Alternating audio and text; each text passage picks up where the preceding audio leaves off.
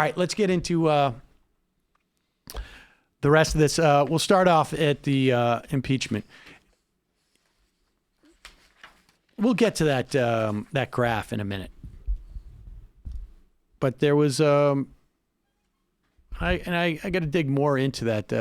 But the polling is out, and impeachment in no way is hurting the Democrats.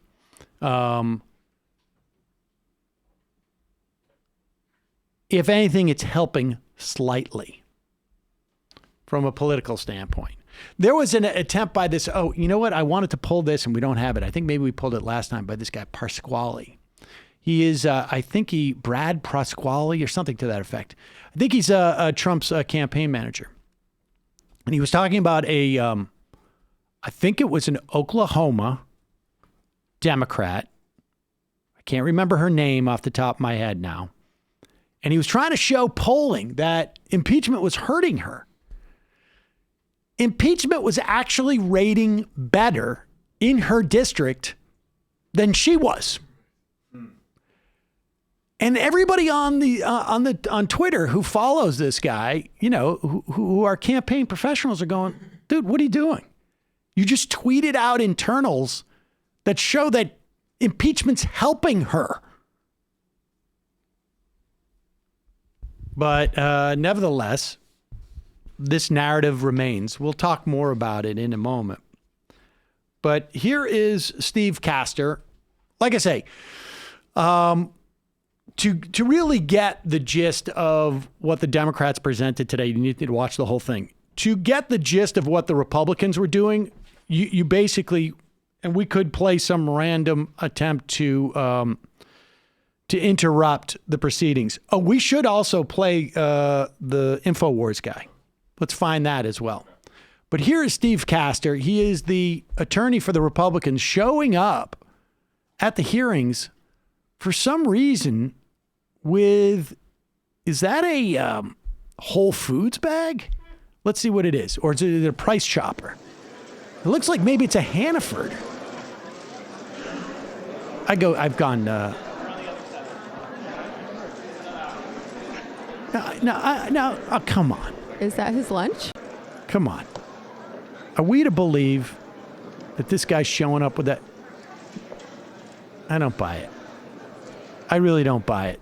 That's a show. Like, Republicans are the briefcase boys. Yeah, but now he's trying to show we're like every... Man of the people. We're lunchbox guys. We're lunchbox guys. Well, that's just weird. That's just like a bag from a grocery store. Like, well, he should have showed up with like a Craftsman. Like, I'm not a hardware tool. Well, his whole shtick is I'm just a country lawyer, and I'm not somebody's. I remember when lawyer. I forgot my first Hannaford's bag for a Genovese family case that I was working on behalf. In fact, let's play clip number 2 of the Ukrainian. I'm going to try and explain it to you so you can understand it. Yeah, Joe's got malarkey, but I got something better. Be presenting, but again, thanks for having me. The purpose of this hearing, as we understand it, is to discuss whether President Donald J. Trump's conduct fits the definition of a high crime and misdemeanor. It does not. Such that the committee should consider articles of impeachment to remove the president from office, and it should not. This case, in many respects, comes down to 8 lines in a call transcript. Let me say clearly and unequivocally that the answer to that question is no. The record in the Democrats' impeachment inquiry does not show that President Trump abused the power of his office or obstructed Congress. To impeach a president who 63 million people voted for over 8 lines in a call transcript is baloney. There you go. It's baloney. Now, wouldn't it be great if he pulled some actual bologna out of the grocery bag to illustrate that point? He should have had props. He totally I should have thought he was done going that. with that. It's mortadella. And I'm going to make Swiss cheese out of this testimony. There is not anything that he did in that presentation. He spoke for 45 minutes, and about 5 minutes was actually even fact-based. Everything was like that. Look, if the 8 lines said, I murdered somebody, well, you don't even need 8 lines.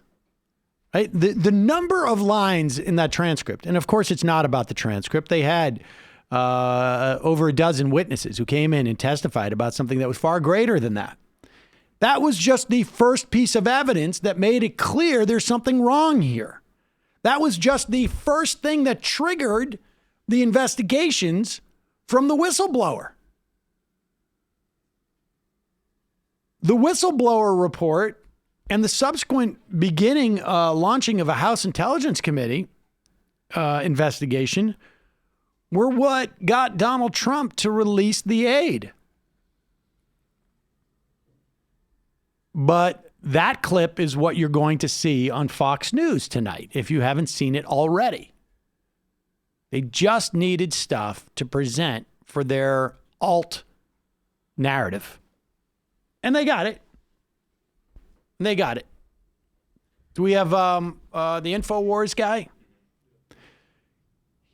This could not be more apropos of what's going on with the Republican Party.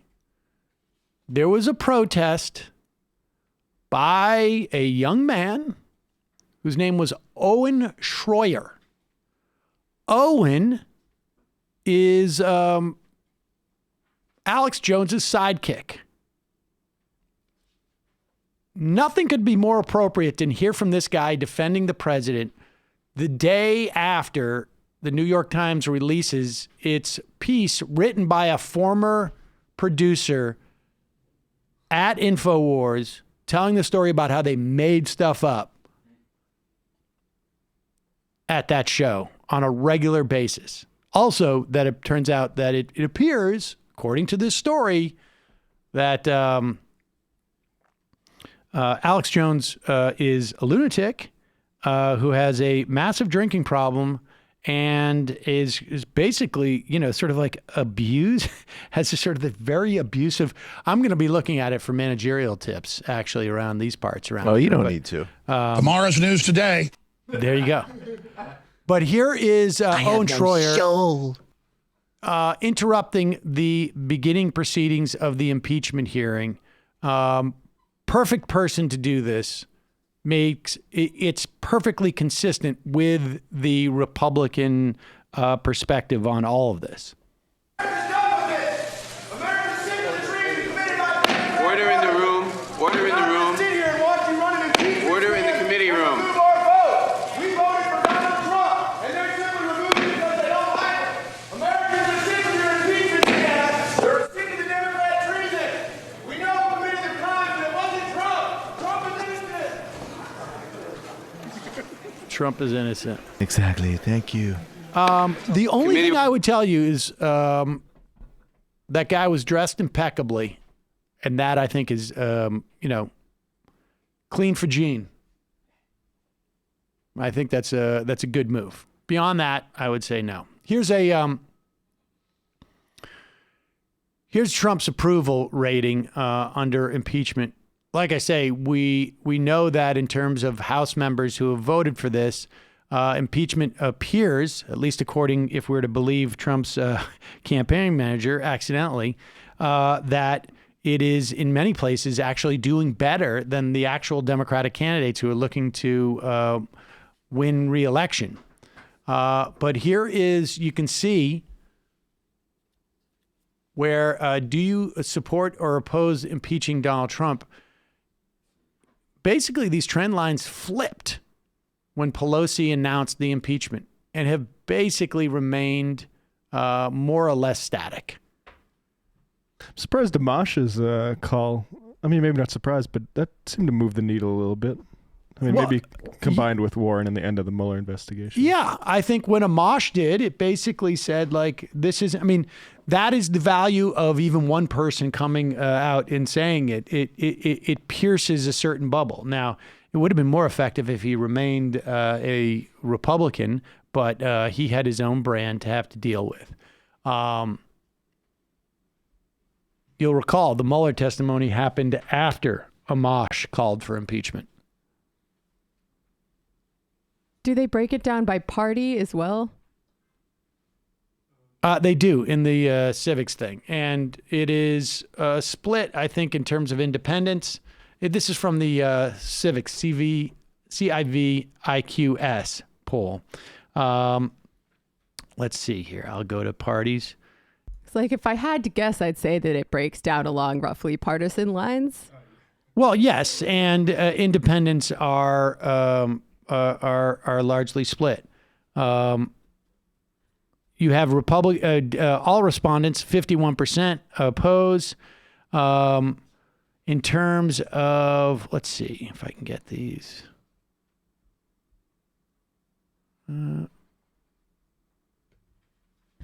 Okay, so subgroups. Republicans, 92% oppose. Younger people, slightly different in terms of Republicans, but for the most part, no. Democrat, 91%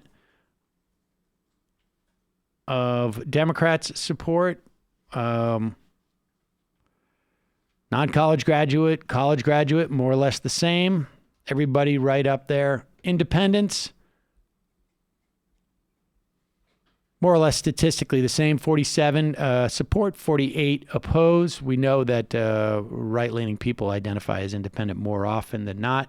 But young independents, 58%, 18 to 34, 35 to 49, 48% support. So it's older folks on the independent side. But yeah, this is, we're in a very polarized time. And I suspect that most of the people who vote for Republican are going to be, for Donald Trump, are going to be Republican. Most who vote for whoever the Democrat is are going to be Democrats. And then you're going to see a split. But the point is that what we don't know is the counterfactual. What's going on if we're not impeaching? Would we be having a more vigorous debate about healthcare in this country? Who would be leading this debate? The impeachment hearings have basically freed up candidates on the campaign trail to not talk about impeachment because it's happening. They don't have to call for it because there's obviously a clear desire by Democratic voters to impeach this guy. That's why it happened in the first place. But now the presidential campaigns don't have to talk about it. I do think there's a liability for progressives in the event that impeachment happens in January. You're not going to be able to, if you're Bernie or Warren, be on the ground in Iowa. It's not clear that it's 100% sure that it's going to happen in January, but I would say it's pretty close to being 100%. But who knows? Personally, I would keep it going for a longer period of time. But I don't know why they wouldn't, frankly. And you need to widen the scope to keep it going. Yeah, longer, I've heard some theories that supposedly they're trying to make it look like it's going forward quickly, and they're actually waiting for the financials to come through the court system because there have been courts that have ruled that his financial stuff should be released. I don't buy that theory. You don't need to have this on Monday. You have it on Friday. You know, nobody was clamoring, we need this on the first day of the week at 9 a.m. I just don't think that's the strategy, but who knows? But nevertheless, the net, and I would also argue that if we were not impeaching Donald Trump right now, all of the stuff that Rudy Giuliani was digging up about 2016, about the Bidens, it could be about, for all I know, they could have brought in other people. They would be building a case right now and dumping it. I mean, who's to say that Bill Barr's investigators, who are going to be, some of whom are going to be releasing a report today, particularly the special the prosecutor he appointed, and I don't know when he's supposed to release his report. We were supposedly going to get it now, but it's been delayed. Who's to say that that guy wouldn't have felt more pressure based upon everything that's been revealed as, I mean, these they're all counterfactuals, but something would be going on. And I do not know what that something would be, but if I had to guess, it would be Donald Trump driving the narrative as opposed to what we see now, where Donald Trump is on his heels. And that has to be a good thing, it seems to me. No doubt. And by the way, on the flip side, there's no positive scenario for Joe Biden having his kid do this. So, I mean, it answers some concerns on the left, which I think are valid about this distracting from bigger issues. But then on the other hand, it's like, yeah, the best case scenario of neutralizing the Biden story is an impeachment process because it's a bad story. Yeah. It's not good. Yeah, I understand why they need to do this, and I understand why it would be much worse if they didn't, probably. I mean, it's hard to prove a counterfactual, right. But yeah, but it is still a little bit hard for progressives to get excited about something that may help Democrats slightly and may stave off something way worse from happening in our political landscape, you know?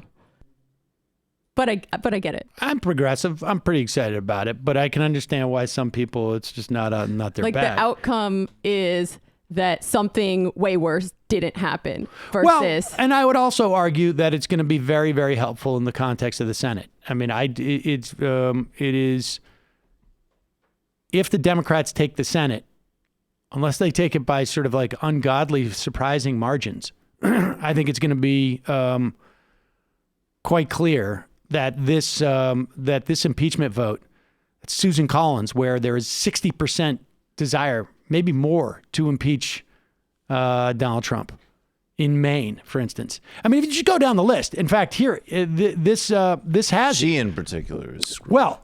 I mean, she is in particular, really but screwed. for instance, in Georgia,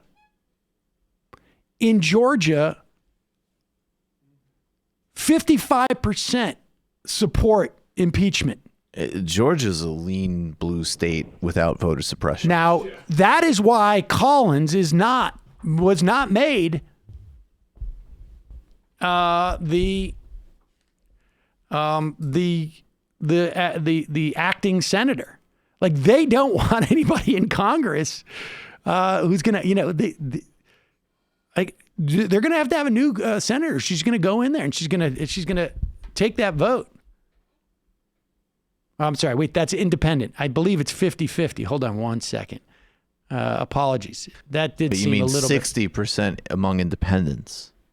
Is that what you're saying? Well, it's 55% among independents in Georgia, but let me give you the Yeah, what's the full state total? the full state total. Let's see. Just a quick note while you're looking that up. The Iowa caucus is February 3rd.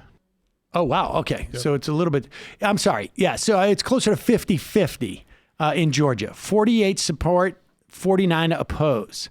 Oh. But those independents, as I said, 55%. But still, 50-50 on impeachment is exactly the type of person who doesn't want to make that vote. Because it's clear that it's not driving. Voting against impeachment is not going to drive voters out on your side, on the Republican side. Who is it going to piss off is the question. That's Georgia. Let's look at, where else do we have this? Maine. 62% support impeachment. What's Susan Collins going to do?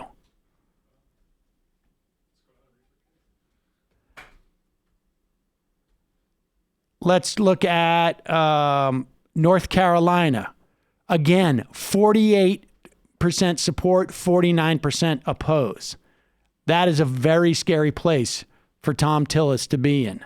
Well, we all know they're going to not. I mean, it would be truly stunning if any of them voted to actually remove him from office. I don't anticipate any of that. What I think... Colorado, 55% support impeachment. So what we already know, we're just going to go in general, and they're going to see how effective it is. I mean, right? Like, we already know the answer to that. None of them are going to vote to remove him from office. I think it is more likely that Mitch McConnell would attempt to, as Kevin Cruz was making this point on Mehdi Hassan's show, that, McConnell would try to have a sit down with Trump. That's obviously not going to happen either. So and get him to release Right. a couple of people. Yes, it's not going to happen. No. So, we're going to go into a general. All these people are going to vote against it. And maybe the idea is it just, it's in the back of people's heads. Who knows? Well, if I'm running against Susan Collins, I'm going to say I'm going to do an ad where I morph Susan Collins' face into Donald Trump. Oh, you would do that. How many Republicans are there like that, though? I think there's at least a half a dozen in the Senate. I've just gone through 3 or 4, but I would also say Cory Gardner. I would also say, was it Sally McAdams? I always get her name wrong. I don't know why I make up an entire name for her. I don't know what her real name is. I don't think I have any idea. Somebody's got to correct me every time I keep doing it wrong. She's Used in to try Arizona. it. But Joni Ernst, also, Tom Tillis. I think there's, in Georgia, you've got 2 of them running for re-election. I think, though, in order for them to pay in those states like that, you need a lot of other things to be going right. Absolutely. A lot of, with the exception, Collins is pulling off a balancing act that I don't think she can anymore. Because, if she even, number one, she's proven that for all of her supposed moderation, she really is a Republican operative. And that's, I think, really who she is. And Well, she's a Lepage will Republican elected leader. It's Martha McSally. Well, of course she's a Sally Republican McAdams. elected leader, but people like Lincoln Chafee was a Republican elected leader. He was not a Republican. Like, she has a clear commitment to the Republican Party winning in a way that a lot of people were, I don't think, understood correctly. You mean about she's almost as committed to the project Yeah. as Joe Biden? Yeah, exactly.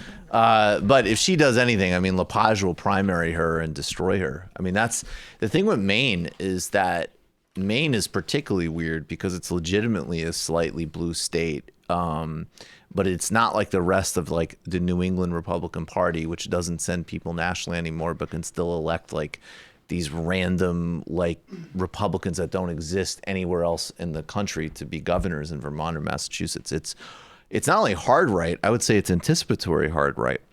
Like Lepage is one of the people you could look at to anticipate Trump on a very personal and stylistic level. But that's where we are on impeachment. We will see going forward. I would also just add, you think about, let's say the best case scenario, Bernie wins the primary, or at least is really well positioned to win it. I think it's good to have this sort of thing going on because it's going to give the people like who might stay home. They're not going to stay home against Bernie when there's an impeachment going on. Right, they're going to want to give anybody the senators, regardless of who's the top of the ticket. So as far as disciplining like centrists who might, like donut people who might like not like Bernie as the nominee, I think all this stuff is good for that. I definitely think so. There's no negatives that I can come up with here, other than if it happens in January, it's going to sideline. It's going to keep Warren and Sanders in Washington instead of Iowa, and that may benefit Sanders more, frankly, than Warren, because he's been there already. Like he's probably met 85% of the state at this point. He also has from more powerful 2016. surrogate game. And so, but who knows? But that's the only downside I can see, and that's still hypothetical. We don't know when this trial is going to happen, and we don't know how long it's going to be in the Senate. The longer it plays out, I would imagine, the more painful it is for some of these Republicans. John Roberts is supposedly going to run the whole thing, so we will see. But we'll have a better notion of that in some time.